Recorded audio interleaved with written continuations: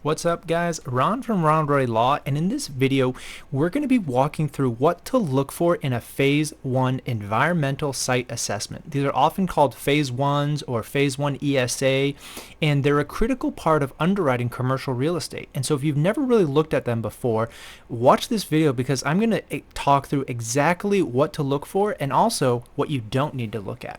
Ron from Ronald Law, and if you follow this channel, welcome back. This is a really interesting topic. I have it come up a lot, which is what do I look for on a Phase 1 ESA?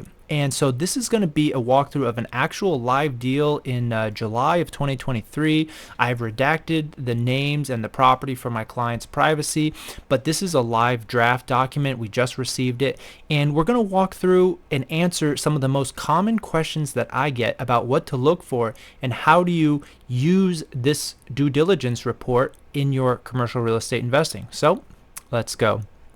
We look at the document right here, it says draft, which is important because they are going to provide you initial copy of the document, and after you review it, you're allowed to make suggestions or questions, and they may clarify or add language. So first you have the name of the environmental. We'll leave them here. This is a pretty big company. They do nationwide environmental surveying, engineering.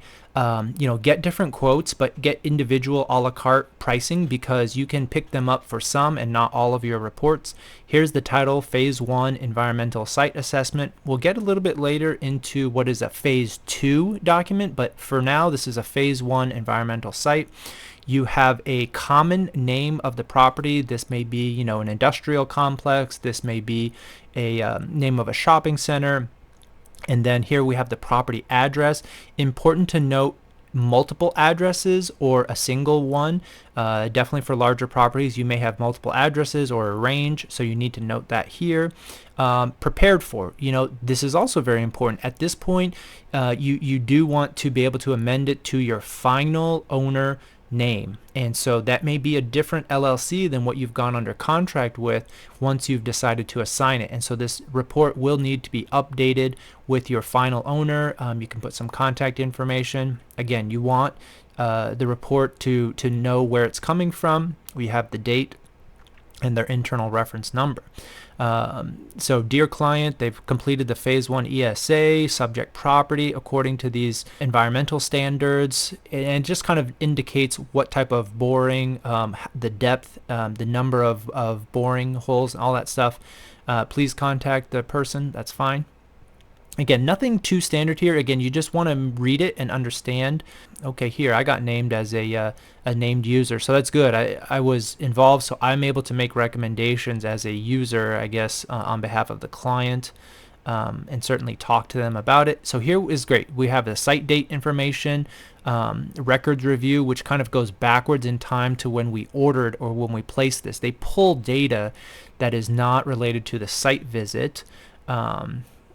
Again, I just skim through these things because it's really not a huge deal, but you do want to see that they're performed.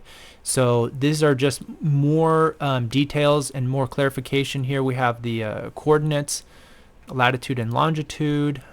Again, RECs, these are recognized environmental conditions. These are bad things. You don't want RECs. No historical, no controlled RECs, no business environmental risk, no data gaps, which is also important. Sometimes if they have a no recommendation, but they also have data gaps, that is a exit for the Phase 1 company, and they can skip some liability. So again, there are 292 pages of this report. What I'm going to show you is we've only gone through the first 5, and I can usually do that first 5 pages in about 4 minutes, and so I just really skimmed through that, and we don't necessarily need to look at all this. However, it is very interesting. If you're a commercial real estate, if you're an industrial nerd like me, it is really interesting to look at some of this historical research. This is section 5 here. They have historical topographic maps. They've got really cool tools to find, say like in the 50s, they have aerial from a plane, aerial shots that are actually taken from an airplane and that gets into their database. So we'll go down there a little bit, but mainly we look up here. We look at the purpose. RECs, they define some of this stuff. Petroleum products is a big one versus other types of chemicals that are not petroleum, oil, gas, lubricants, grease, that sort of thing, versus glycol or methanol or methane or those types of gases from cleaning chemicals. So here they go through a little bit of their background. Not a huge deal. I really just skip all this stuff because I think it's kind of worthless. Not worthless. It is less valuable to me. Here, so this is important. Reliance. This is why it's important to make sure that your owner name is correctly named, because this is the entity that is going to have the recourse liability against the phase one consultant if it's not. So did they record anything? Is the purchase price? You do want to make sure you look at these and make sure they're all checked and they're not aware of any reasonably ascertainable information. That's usually going to be based on visual clues or if somebody says something there. So we've got 1 acre. Oh, by the way, I didn't do the purchase price, but this is about a $2 million deal. It's a freestanding retail in kind of a smaller town. It's older building, 20 years old.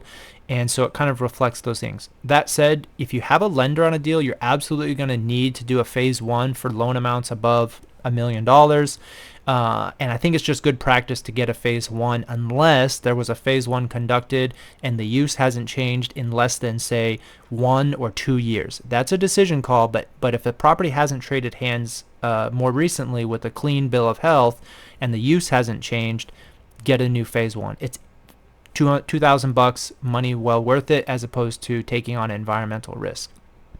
Here they list some of the utility providers. They list the owner of adjacent properties, which is good because of leaching. And if Kurt's 24-hour towing company has junked vehicles, easily those fluids can leach onto your property and could be a risk. But here we can see that their database, they are entered in the database, and so presumably Kurt's 24-hour towing is compliant, and their reports are going to be in a database that they can check for compliance because maybe they do have junked cars. Again, all of this stuff is super useful if you're interested in some of the elevation gains and losses. This is a really flat parcel. I mean, it's only 1 acre, but look, I mean, we're talking 10 feet of rise, less than 10 feet in this direction, and 20 feet in this east to west. But we're really not getting to the core of it. I still am skipping this because while I am vaguely interested in the bond formation of the McLeansboro group in southern Illinois, Carthage limestone, it really doesn't help me do my job. So I just look at it and say, oh, interesting, and move on. Well, this is good. Okay. Anticipated flow direction, southwest. That's their opinion based on the topo measurements that they've taken. So without an actual topographic survey, which you get to see every hill and hummock and valley, you just have these data points. They do an anticipated flow, which is southwest. It may not be 100% accurate, but generally groundwater is going to run that way. Again, much more useful if you're doing development, much more useful if you have a cleared land site, if you have iOS, if you have a low coverage site with lots of ground that you're thinking about improving the property. You want to know where the flow is when you plan out your building and the layout, parking lot and such. All right, so visual observation, no areas were inaccessible. We want to see that. Here's where we get to the good stuff. We're looking for storage tanks, hazardous substances, not observed, not observed. Drums, totes with unidentified substances. So this is kind of concerning. It's a restaurant, it's a retail, but we'll go down and see later if these are quantities or indicators that may be a risk because it's just unidentified. We also may be able to ask the seller what these containers are, and then they're making a representation about what's in these intermediate bulk containers. Floor, oil, water separators, and sumps. Again, this is probably just in the kitchen. There may be a floor drain in a bathroom, but it's an indication that you want to see where that floor drain drains to, and it's not just dumping into the property, into the soil. Evidence of solid waste disposal. Again, I think that just means a dumpster. Everything else is good. You know, we don't have a lot of these concerning features. Salt pellets in water softening. Again, salt's not that bad if I'm worried. An empty 55-gallon drum, 100-gallon used cooking oil. You just want to make sure that they're observing proper safeguards. This is a transformer, so this is for electricity. I didn't know this until I started, becoming a commercial real estate lawyer, but all those big transformers that you see that are like the barrel looking style mounted on a light pole, a power pole, those contain oil, and they're for heat dissipation and for transmission stuff to not overheat, but they have oil in them, and that's a dangerous petroleum product if it leaks or if it overheats. I don't know exactly, but the point is these are big suspended amounts of oil that could cause an environmental risk to you, even if you didn't put it there. So they note them. And here's some of the standards about parts per million: 50, 50, 500. Aerial photos, so yeah, kind of cool. 1915, they're going to have some data about the property, topographical maps, no structures. And so this is vacant farmland, not really interesting in terms of the use here. I think these are for the neighbors. These are 2 prior ESAs, probably when they traded hands or a neighboring report. Zoning. Again, not really super actionable here if they end up wrong, but they're generally pretty accurate. So data failure didn't have some of these things. Again, I'm skimming through this, not really to talk about it. I just don't see any concerns with these data points. What I'm trying to get to is conclusions. What do you need to know for this, and how do you skim this? Because ultimately you have contact information for the tenant, you have a lot of useful information for building and zoning, contact emails, environmental protection. They did not look for asbestos within the building. They did not look for lead-based paint, mold, indoor air quality. That's fine. If you want to look for that, you need a property condition report or a property condition analysis, PCA, PCR, and those have different riders to look for asbestos. And asbestos is cheap. It's $500-600. Okay, so this is really just what I'm trying to distill down to. No RECs. And at the end of the day, that's what you're looking for, that this phase 1 gives you a clean bill of health and no recommendation for a phase 2, because that's what the next step is, right? If they discover information in this site visit or some of their other observations or measurements, then they may recommend a phase 2, and that's much more costly. It's more invasive. Some sellers don't want you to do a phase 2, and you just may terminate the contract. But it's important to note, depending on your use and depending on your planned role as an investor and an owner, to dig into this report to see how it affects your planned use. If you're just keeping status quo, if you want to keep everything as is, I think you just need to skim to the conclusions and get to the conclusion opinion, which is no phase 2 recommended. And that's all you need to know, and you get a clean bill of health and you move on. You don't need to dig into some of these interior photos and start asking questions about proper containment of a CO2 canister. These have to be harnessed. So that's actually a code violation. I got one on my other property for not harnessing propane tanks. Here it looks like this one is properly harnessed.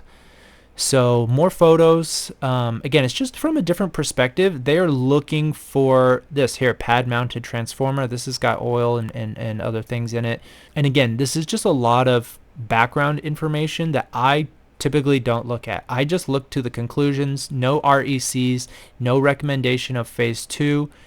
And I can get through this document. So maybe I'm looking at 50 pages out of 300, because while it's useful, I don't really need to see a map of radon zones for the state of Illinois.